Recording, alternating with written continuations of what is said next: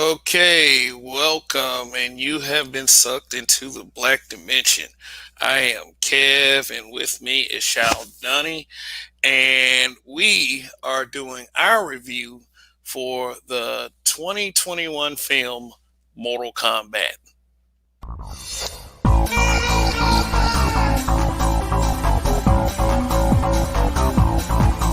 Come here! Finish him.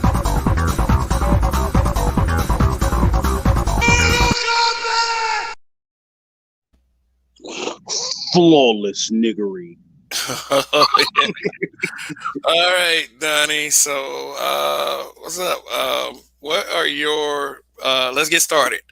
Uh, First of all, I just want to say, before I ask this, that I've been a fan and in the Mortal Kombat loop ever since the release of the first game in the arcade. That was back in 1991. Since then, a multitude of games have been released. And multimedia. Most recently, before this film, Mortal Kombat Scorpion's Revenge. And that was a gore fest. But Yeah. yeah, but I mean, this film was is very violent. So, what I would recommend to any parents who got kids, like, I want to see the Mortal Kombat film. Yeah, I mean, if they've watched the game, they should be cool. I'll just say that much. Well, you know what? I'll say something a little bit different. I give it when Mortal Kombat first came out, politicians lost their mind because of the blood and gore. It was insane, right? It was unheard of at the time. Mortal Kombat seems violent, but realistically, it's just because we wanted to be such. If you take a look at any of the movies that you have paralleling it, right, that have been out in the last few years, especially zombie flicks, there's a lot of gore in those. This is relatively mild. Yeah, there's some scenes that seem a bit graphic, but this is relatively mild to what the genre is. I mean, it's relatively mild compared to what Mortal Kombat is. But there was gore and violence nonetheless. What about the opening fight between Hanzo Asashi and Bihan? Bihan, however you would like to pronounce it. Basically, spoiler warning for all of those who haven't exactly seen the message scrolling across the bottom of the screen. Uh, the movie starts out centuries ago. Um, yeah, I just left some pictures intact because there was this whole thing about Steve Harvey and Jax. So we'll get to that momentarily. But the film started out like centuries ago, and Hanzo Sasashi was with his family, and for some reason, your boy just comes through with a chip on his shoulder and kills everybody in sight, and then kills his family, which is a story in Mortal Kombat anyway. So, which is pretty accurate. One departure from the actual story is that uh, it takes place centuries ago. So, some character continuity in the game is not going to match up, or they're going to have to do it differently. For instance, there are two Sub Zeros in the game itself. There is Bihan, who was featured in the film, and his younger brother, Kwai Lang, who becomes like ultimately the signature key main Sub Zero. So if Bihan was around centuries ago, how does Kwai Lane come into play? Which would be what I guess that's a story for the next film if they decide to go that route. But it was a bloody fest from the beginning. They hit the gas real early in this film. I'll say that.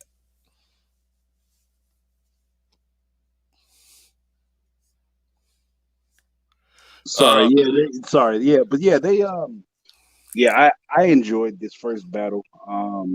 It set the stage for what the tone of the movie was. I don't think there was any playing going around. Um, you had are we dropping spoilers at this point? yeah, yeah, yeah. Spoilers. Spoiler is scrolling across the Um, bottom of the screen. all right, so yeah, we are looking at this movie. It starts out very pleasant. Oh, he's with the family. Oh, baby, I love you, my darling son. all right, I'm going to get water.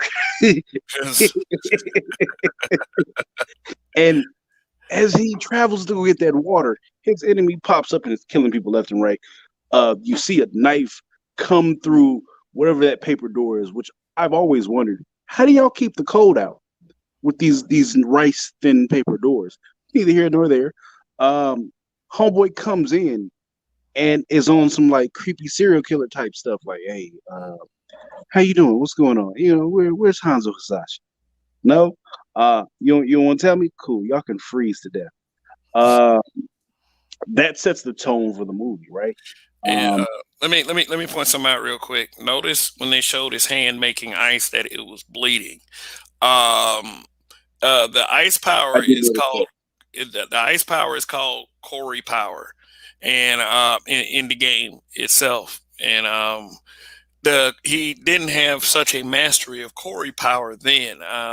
By the time he was Sub Zero later in the film, when he comes out, and of course, spoiler warning, first person he attacks in modern time is the quote unquote descendant of Hanzo Hasashi, who is My the descendant.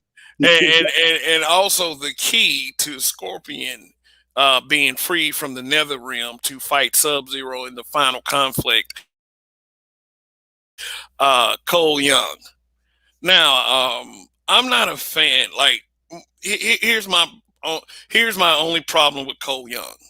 I'm not too much of a fan of an insert character when you have so many characters to work with.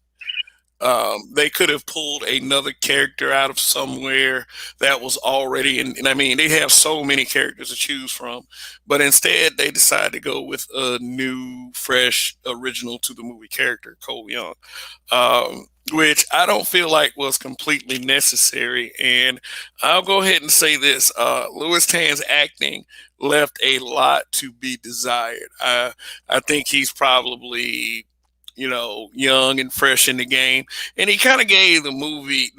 He did kind of give the movie that video game movie feel as far as the level of acting. But I will tell you something about this film. Uh, the acting really ain't. In movies like this, you don't really care about the level of acting that's going on. You care about the action, the badass fight scenes, the snarky comments from the characters, especially Kano. Yeah, Kano and Sonya dynamic. I liked probably almost the best as far as the film. Sonya Blade wasn't like Sonya Blade was perfect. To me, she was. That's how I figured a movie Sonya Blade should have been. I thought they might have went in another direction with her, but they did a pretty good job. But uh, Kano is the shit and basically made the film. I would say with his smug comedy, so to speak. Started out as kind of an anti-hero, but he became Kano in the film. Uh, so Donnie, I'm here. yeah, what's up? You actually take a really huge liking to Kano, didn't you? Kano is that nigga. Like Kano said so much slick shit in the movie, you couldn't help but to love Kano. Like Kano at certain points was like, "Oh yeah, what's your power? Just run, just point your hat, man." like when I think Cole asked Sonya, did she have a mark? And she said no, and came on the background and wah wah. but Yo, then, you can't beat them. yeah, but then you discover that Kano got his mark by killing one of the chosen warriors right before he was apprehended by Sonya, according to the movie story, which I thought was pretty funny. That he does stay true to his character and the fact that he had to kill to get his. But in this scene right here, he was daring Sonya to kill him to take his, to take his mark. Which spoiler warning, she does end up eventually doing. They might be able to dance around that quite a bit. And Donnie, if this makes any kind of sense to you, they never actually show Kano's marking disappear. I think the way Kano, Mm. I think the way Kano was taken out, I think like he was spoiler warning again. He was stabbed in the eye by Sonya, but uh, Are you all right? Okay, and you know what? That makes sense. And let me go why it makes sense, right? In the movie, you have they say what we have him. He has taken the mark of another person that was in custody, right? Kano, right? So we're talking yeah, about Kano. Kano took the mark for somebody else, right? Cabal makes a statement when they're talking to Shao Kahn, and he says, he's the reason I'm in this iron lung or whatever this secret is. let me correct you real quick. It was not Shao Kahn. It was Shang Tsung, the sorcerer. Oh, okay. Shang Tsung, sorry. Yeah. So when they're having that conversation, he says is an asshole there. His name is Kano. He's the reason I'm in this, right? So being that you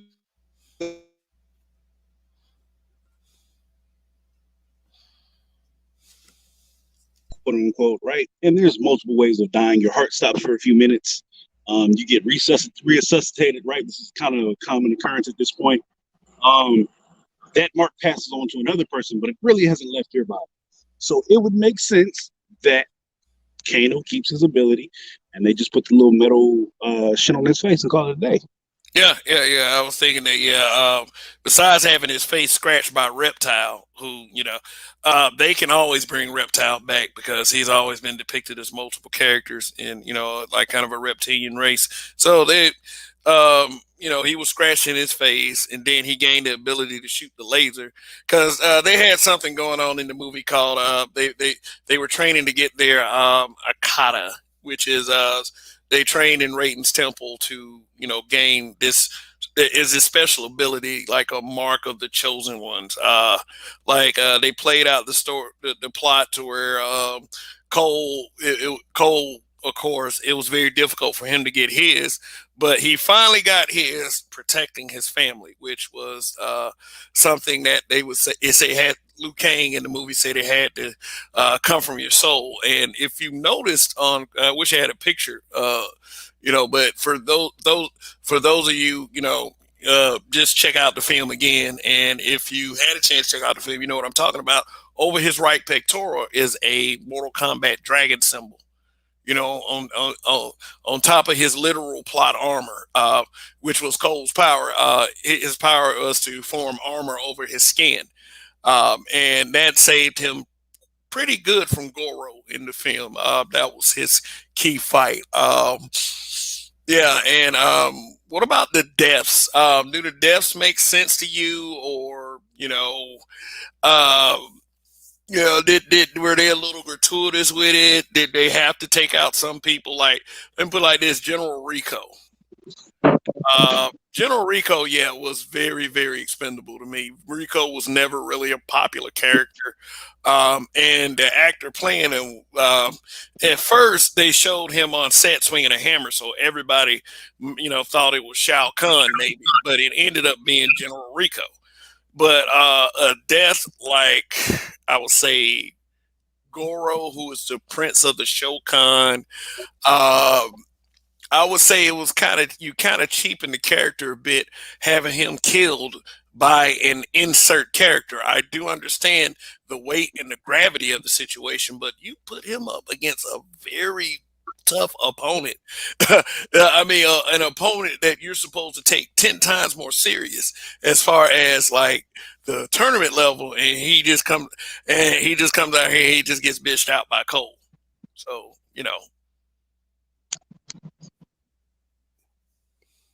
But one more funny thing I would say is Nitara, the female vampire from Mortal Kombat Deadly Alliance. And the second she even started to fight, like she chose the wrong opponent, Kung Lao. And is they promised that while they was making this film that there would be fatalities, and yeah, they did you saw a Mortal Kombat fatality with the hat, which was pretty cool. But Shang Tsung did something that might play out in the next film because what they did in that very scene was set it up to be Liu Kang versus Shang Tsung in the next film. Because Liu Kang and Kung Lao were like brothers, and well, he called him a cousin when he first appeared, and Shang Tsung stole Kung Lao's soul, which was, Kung Lao in the story always has a tendency to die inconveniently. Uh, so his death kind of fit what goes along with the game itself. Shang Tsung still Kung hits Lao, but Kung Lao is going to come back. Let me say that Kung Lao is going to come back. I think that every soul. I'm gonna tell you how he's gonna come back when Shang Tsung shows his morphing ability finally. Which spoiler, he did not show in this film. He did not show the ability to morph. The only way that he would have shown his ability to morph if he was one of the characters, and at one point in the film, and you just didn't know it. But that's just me kind of theorizing. But the soul, like they didn't show the extent of Shang Tsung's power in the first game. What did he do? Shoot fireballs and morph into folks. Mm-hmm. So yeah, but and speaking of Shang Tsung, if we wanted to do comparisons, almost everyone else hit the mark as far as being better than their 1995 film counterparts. Like I would say, Luke. Liu Kang, the story in the '90s films was centered around Liu Kang. This film was not centered around Liu Kang. It was more centered around Cole. I, and not so. I mean, it was kind of Cole and the story with Sub-Zero and Scorpion going hand in hand. So that was kind of the central storyline. But in the next film, supposedly, and let me go ahead. Oh yeah, I got Kerry Tagawa's picture up here. He was the original Shang Tsung. I just want to add in that I think that this guy is still the better Shang Tsung. I mean, the the Shang Tsung in this film, he's not bad. He's actually probably a bit more creepy in the new film than in the older films. But Kerry Tagawa's performance was just iconic. Iconic. Yeah, it was iconic. There's no way around it. That the way that man portrayed this character was so epic that he landed roles as other game characters that were nowhere near similar. They were just like, listen, we gotta get Terry Tagawa. So what? Yeah, we got. Let me confirm that he played Hihachi Mishima in the Tekken movie that went straight to DVD, and it was not very good. I would rather not see him as Hihachi ever again. But Shang Tsung, he actually ended up reprising the role of Shang Tsung in Mortal Kombat Legacy Season 2. Really, I didn't know that. Yeah, he didn't fight. I have to go back and watch that. Yeah, but they put that man in that role he had no business being in, and you know what? In my opinion, he was still great. Because I don't remember him from any other movie. Like, granted, he's been in several movies, right? I don't remember him from any other movie other than Mortal Kombat. With that, you finish him with this point and stare. There's not another movie for me. He's been in several other things. He's probably been on TV. He's probably been around the block. He will not ever live this down because he was so iconic in it. Yeah, but he showed up. Like one thing about him in the original Mortal Kombat film is that he showed up gangster as fuck. And in this very scene right here, where he basically beat Liu Kang's brother to death. I mean, it wasn't very bloody, but it was. I remember going to the theater for the first time to see it. It scared my 6-year-old cousin enough for him to wait out in the lobby for the rest of the film. Really? Yeah, it was that brutal to him. So, it probably was. It was probably the most brutal scene in the film, actually, because of the Right? sheer ruthlessness of it. Uh, And looking back on the '90s film was maybe it was racy for the time, but it's so tame and timid now in comparison to the movies we have. yeah, yeah, yeah. I had an argument with someone the other day. I was like, if they had the same technology, but they put the same script, the same actors, uh, back then, it probably would still look like the same film because the people's imaginations have evolved since then. If I Yes, could, if I could like compare, if I could compare the three films itself, I would probably say safe bet. This film is probably the best of the three, and I would say because of the much darker, less campy tone. Mortal sir, Kombat you gonna Annihilation. downplay Mortal Kombat Annihilation? That was the greatest film of a generation, sir. Yeah, Mortal Kombat Annihilation. They should do a Men in Black and erase everyone. They should erase everyone's memory on that. Sir, Uh, they had Highlander as Raiden, sir.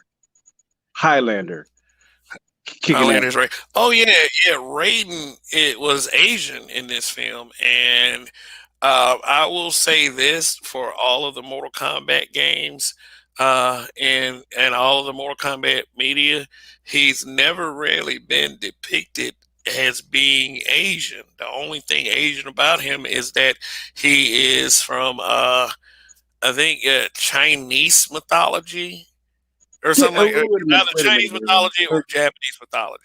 let's backtrack here. I don't remember Raiden being anything other than Asian. I was shocked when he was white in the movie. Well, I don't know. I guess when he started talking, and for me, when he started talking in the games, I would say that probably would be closer to more of a Caucasian person to me. But Okay, yeah, because to me, in every one of those games, right? Him, especially with that big ass fucking hat, he was Asian to me. That's just yeah, what it yeah, was, man. I get, yeah, I get that. But I don't know. I guess because I always been kind of a behind the scenes how they're made guy. Mm, It was always a Caucasian man playing them in the live game. So Yeah, but that's also a part of that kung fu, right? With what kung fu? What's the name of that TV show? David Carradine, the kung fu David Carradine type dynamic, where they have this Asian man being portrayed by a white man. yeah, Um, yeah. But let me answer $316. What's going on? Thanks for tuning in. By the way, he says being an Asian god alone makes the rating Asian. Yeah, absolutely. I'm not disagreeing with him being an actual Asian. I'm actually happy to see it. You know, you know what I'm saying. I wish they'd do that with all races of characters or whatever, depending on what their needs are for the film. And speaking of needs, hey, CC Stringer. I mean, of course, woo, yeah, Sister Stringer, yeah. nigga, Sister Uh, Stringer, nigga. uh, Whew, whew. I mean, of course, This is so. Her name is Sissy. We call my little sister Sissy, nigga. I'm real disappointed saying that this is a sissy, and my little sister is because it's my little sister. She walk around look like a chipmunk to me. So I'm like, nigga, whoo, I'd be like, yo, sissy, fine motherfucker, huh? What? Not you. Understand. We're not talking about you. Sissy Stringer, nigga, that is a bad motherfucker. And I think that they purposely made a very attractive black woman, woman in general, but we chose a black woman with this situation. They made yeah. a very attractive black woman as Melina because of what you pointed out when we had the conversation earlier. Melina's a clone of who? Princess Katana, who, by the way, did Is not appear in the film, but she, is will fine as probably fuck. be a big part of the next film. And once you seen that first back shot with the size on her back, and then you seen how she was all made up, and I was like, oh, yeah, yeah, she all right. But yeah, Yeah. it'll be perfect if she comes back as Princess Katana, or they might get another actress that has her same build and same build, almost same look, because they have done that before. But I mean, shoot, do you want Melina walking around badder than Princess Katana? I mean, there's a chance that might actually happen. Yeah, if you go batter, I'm not gonna be mad at you, but I No, really yeah, think, no, I'm of course not. Of course, yeah, I mean, I really think that they should take this because they have the opportunity to bring Melina back because Melina is a clone. So there could be multiple clones in stock that they pull out and be like, yeah, yeah, your name was Melina. Get to doing what, said, what the hell I told you to do. I did like the setup of the entire movie because, and this is jumping ahead. Every person that died, and we'll get to the people who died in a minute. Um, I feel like they can be brought back with no problem whatsoever for the evil side. Now um, the good side, quote unquote good side, I feel like it'll be a bit of a task, but I don't see them not bringing back Kung Lao. But go ahead. yeah, oh yeah. And then I said what I thought it was earlier is he's probably going to be his soul. Uh, will probably be used against Liu Kang in the battle between Liu Kang and Shang Tsung whenever they clash. Uh, No, I see him back in a normal capacity. Maybe not movie two, maybe not even movie three, but he'll be back as a full on character. yeah, yeah, of course. I mean, Yeah. because in the game itself, when characters have died, some characters have made their way back to the realm of the living. Like, spoiler warning, Scorpion does that. Sub Zero, another spoiler warning for the game people who haven't even seen these games yet. Cybernetic Sub Zero does make it back Oh, into yeah. being human.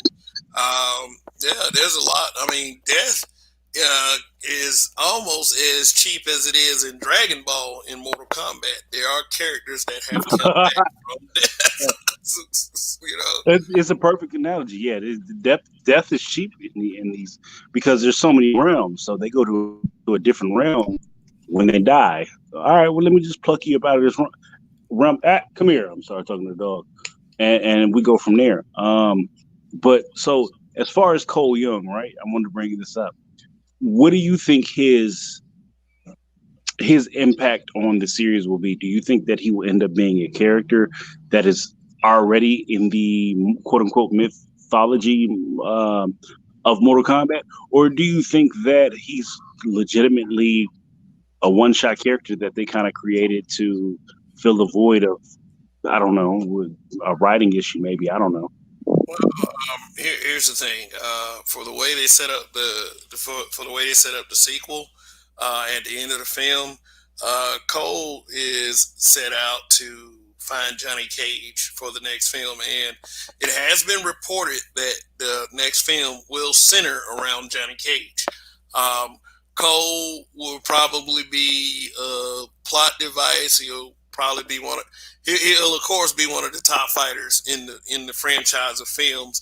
But I also think that Cole will eventually get added to the game because you think about it, there's no one really in Mortal Kombat that has a power like Cole. I guess with the whole forming the armor skin type deal, and he's also a descendant of Scorpion, which I thought was kind of I thought So it was kind of cheesy the way they inserted how he came into existence.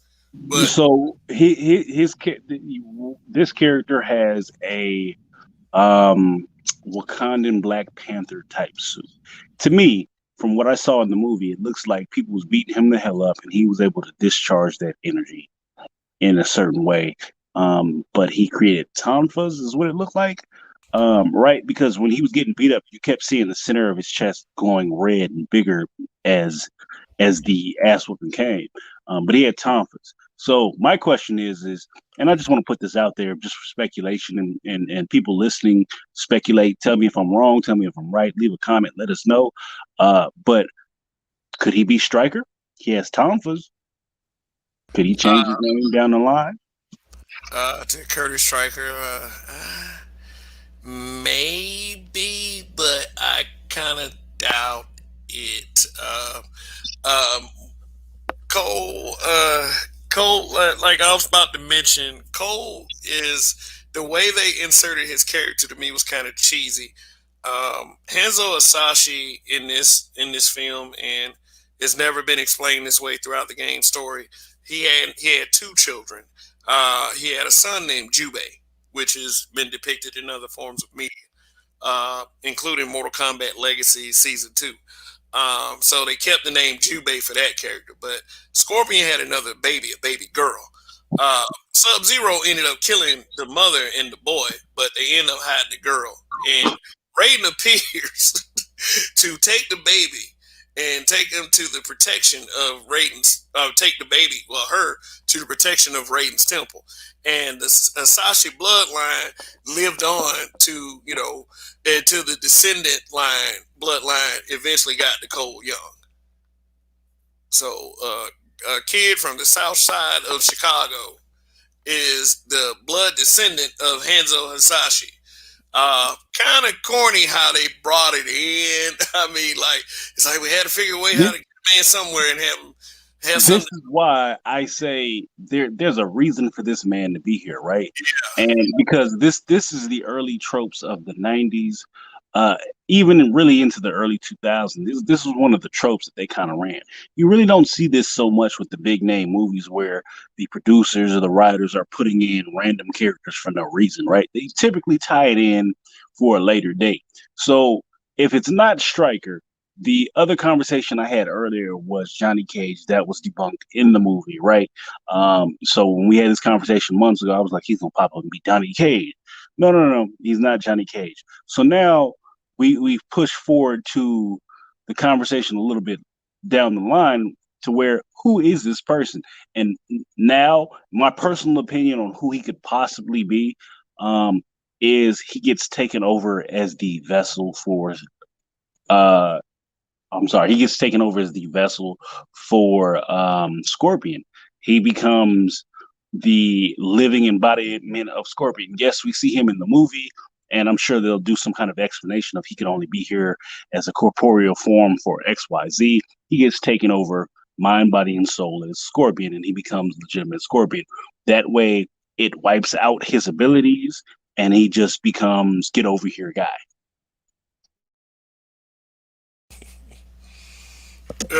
Okay.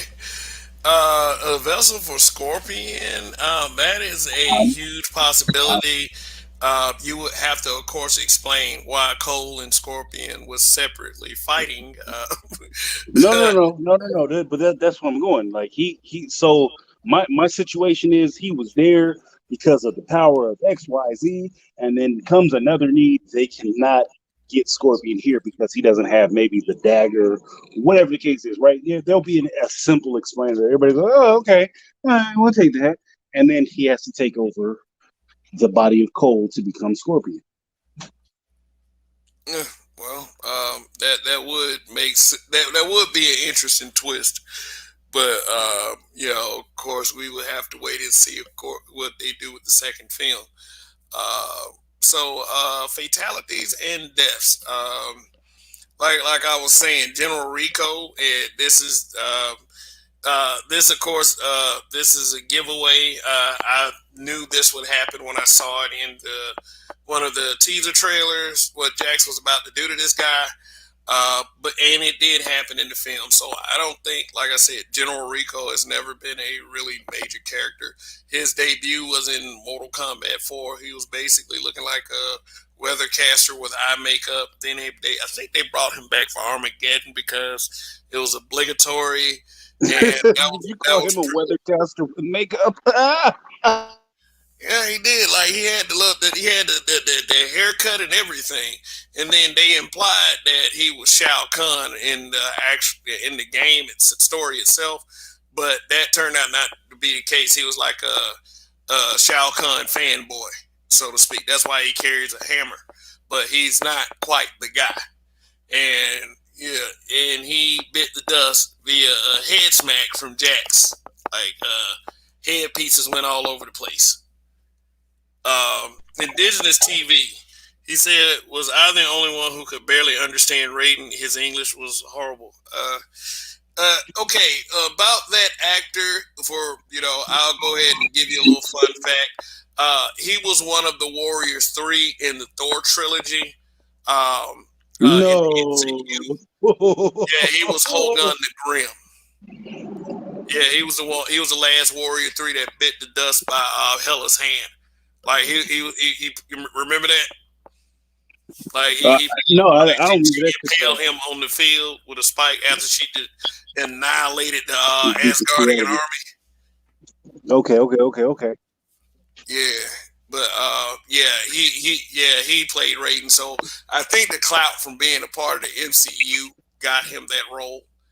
Uh, yeah, and I really would understand if that was the biggest factor in that casting. And then they said, why didn't they just cast him as Kenshi or Kwai Lang? Oh, well, that's a good point. Yeah, I think he would have made a good Kwai Lang, being the.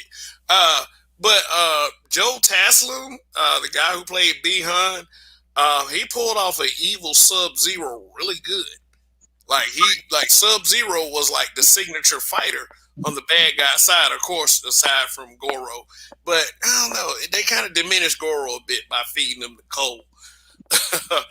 But Sub-Zero was the man in this film. Like he was responsible. You feel like they diminished? Hold on, let's backtrack that. You feel like they hold on. Sorry, the dog's over here tripping. Hey, I'll be right back. Yeah. But what I explain is like I do like here's my explanation. What Donnie's handling. I do feel like that they diminished Goro by feeding him to an original character.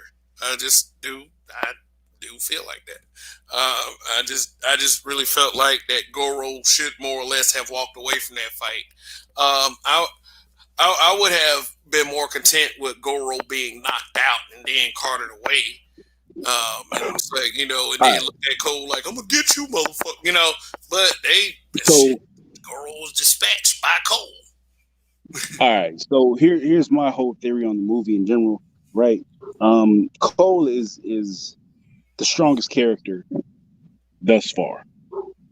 Do you feel otherwise? Cole is the strongest character. They were all afraid of Sub-Zero. Stronger than Sub-Zero.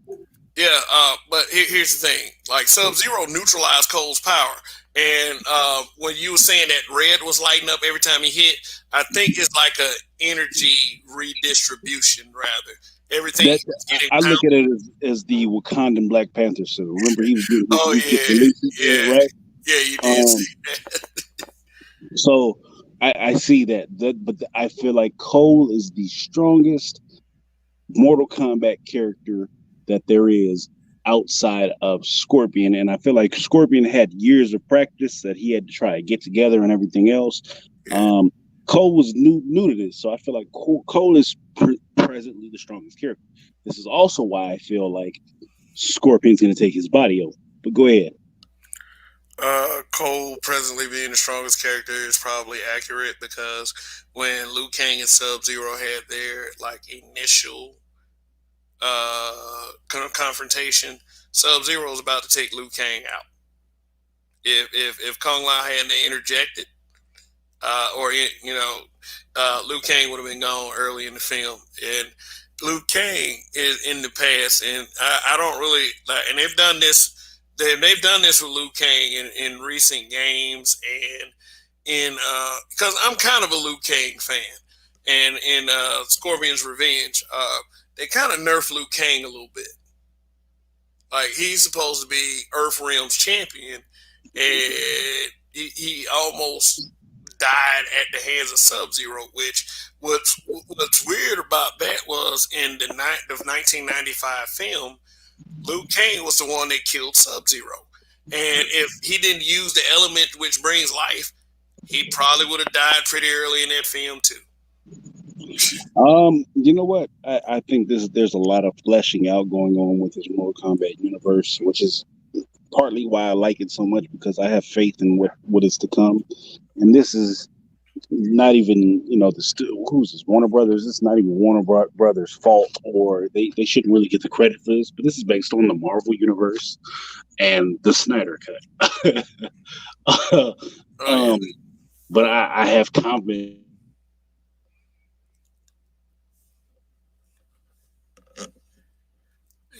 Yeah, You'll yeah, get a movie that explains where Liu Kang was coming from when they met him in the middle of the desert, right? And his backstory and everything else that comes with that. Um, right. based on the comic books, Liu Kang was a badass. So why is it that you focused on a non-game character in this first movie and left Liu Kang alone? Because there's a buildup. That's the only way I can see it. Is a build up, and I also think that Cole was a way for the movie to connect with actual non Mortal Kombat fans, which wouldn't make any sense anyway, because the main people that are going to see this film are Mortal Kombat fans. You might be right about the build up. I do feel like there's a large reason why the tournament wasn't in this film is because this film was like a test run. They just used the characters and to see if they're going in the right direction. And as a Mortal Kombat fan, uh, ever since the first game, I would say they're going in the right direction. Now, if the film was now, of course, not everyone likes the film, and I don't pay attention to reviews so much because a lot of reviews are so agenda based. So if you're just going to listen to reviews, then you're not really even trying to see what the film is about. What we do here at the Black Dimension is that we have three ratings basically. The stamp of approval rating is by, and the it's okay, you can wait till it come on TV. We call it a bootleg, which we do not encourage bootlegging films illegally. We do not. We just call it bootleg because if someone was watching a bootleg, you'll probably sit down and say, "Man, okay," and bomb. Bomb basically say pass it up. Don't waste your time. If you watch this, you're not going to get that time back. You got to think about it that way.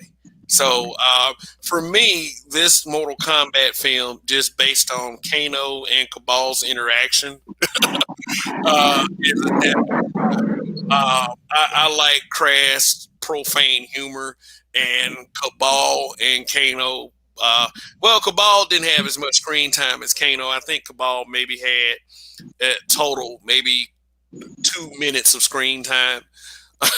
Like 2 or 3 minutes, like of and maybe 5 lines of actual dialogue, but those were actual lines of dialogue well spent. So one of my favorites in the movie is Cabal, and they did stay true to his powers. I would have loved to see a little bit more hook sword, but you can only fit so much into one film when you're trying to have a franchise. Like Donnie was saying, build up, build up, build up, and this is building up to shape into something that is going to be extremely great, especially for the fans. Uh, so whether you felt some kind of way about the film or not, just take a closer look because I'm definitely giving this film a buy.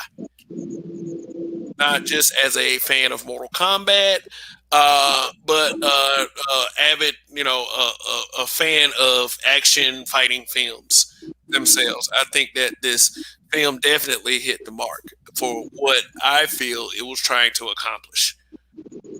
Yeah, I'm with you. I'm a buyer. I'm a buyer. I'm a buyer. I'm a buyer. If this movie ends up coming up for, I don't even know how you would, because it's 2021. It's usually like I ain't seen no real DVD sales in a minute. But if the movie come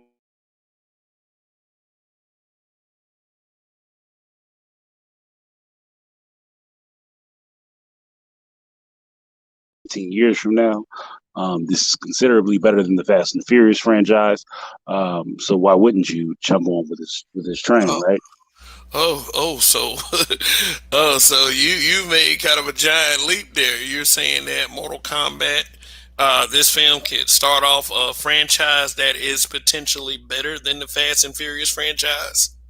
Let's be honest here. The Fast and the Furious franchise is not that great. It is something that you will watch because it has the stars you love in that movie, and it's got a story that is great. But we're really reaching with Fast and the Furious 9. We're really reaching there, right? So um, I think Mortal Kombat could be something that people are gonna go back and be like, "Yo, You seen Mortal Kombat 75, nigga? uh, uh, as long as they can come up with fresh ideas, and I mean, I would say due to the source material, they can always come up with some fresh ideas to put together a good series of films. I mean, mm, flawless but victory. yeah, in terms of movie, you know, Fast and the Furious pretty much has lowered the bar in terms of franchises jumping out. We had this conversation earlier. Watch one. These motherfuckers are robbing trucks and poorly doing it, and then you go from one to four because we disavow two and three, right? Tokyo Drift and the Brian story by itself, to all of a sudden Dominic Toretto is this super duper badass who was wanted by everybody and followed down the line of the movie. He's wanted by international spies because he's so great at what he does. Yeah, the foolishness is epic. So if Fast and the Furious could do it, Kind of turned into Family Matters in this latter part of his run. yeah. So if Yeah, Fast and the Furious could outlandish do it, stuff. you're right. Super outlandish. Yeah. Family Matters was what was a regular nerd next door. Then this nigga became Stefan Arkell. To they're all of a sudden in space. Oh, you niggas is really pushing it. Okay. uh, Fast and Furious. You heard it here at the Black Dimension. Fast and Furious, the Family Matters of movie series. very, very, very much so, nigga. I mean, wouldn't be surprised. don't mean that we like the action any less, because I like to see over the top action. But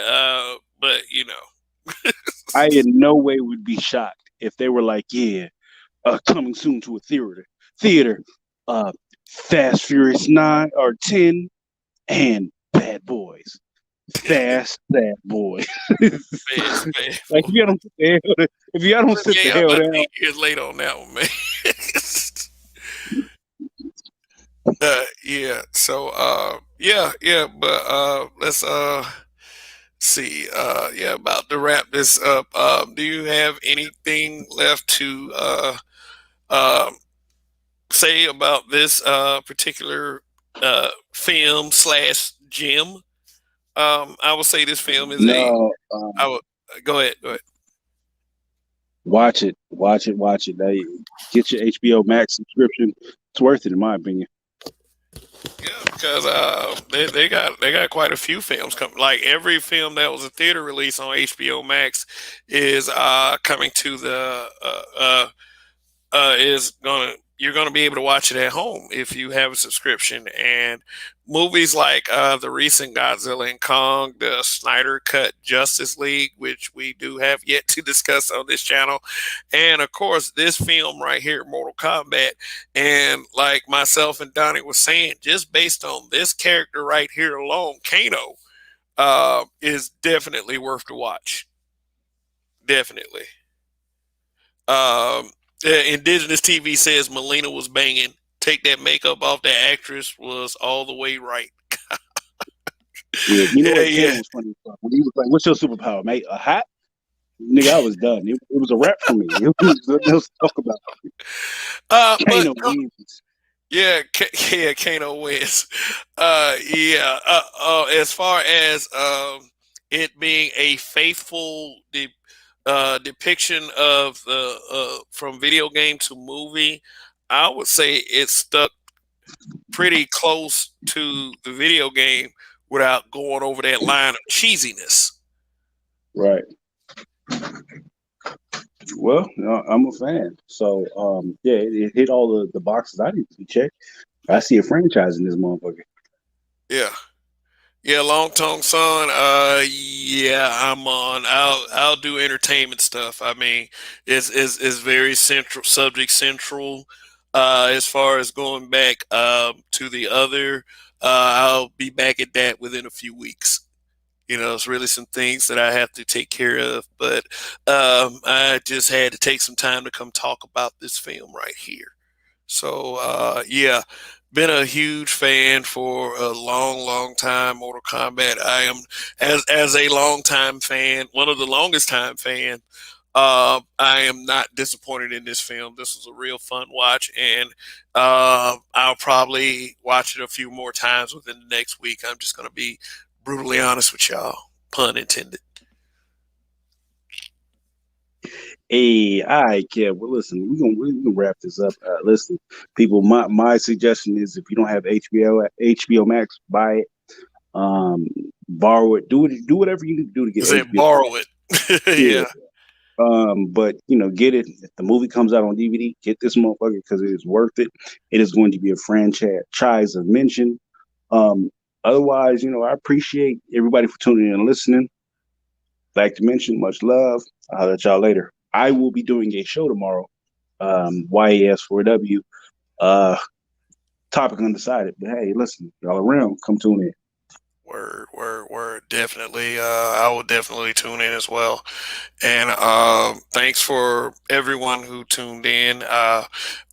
This is Kev, and on behalf of Donnie and Roger, who is somewhere handling business his damn self, you have been sucked into the black dimension. Hopefully, you figure your way out. Till next time.